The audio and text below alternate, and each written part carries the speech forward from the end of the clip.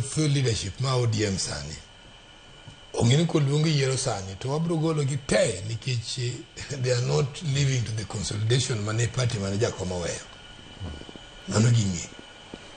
Jolinda wananchi be kobiro wabiro riembo te nikech giketho party mane waweyo ka wan peaceful. Omiyo the only thing manyaka tim moving forward and this party must be called back to order. Maki beri opanga wabiro nyisi kama opanga betie jo pango ni gotere mane jela. ODM party in party mone obenu progress leadership ma tomorrow. Tana so wachunu gima na wacho ga jakom my thought ni jakom no buy mane nyalo solve this country moving forward. This is the thing madwa no ODM odio nacha kikwaber jok moko mago broad based without a bargain.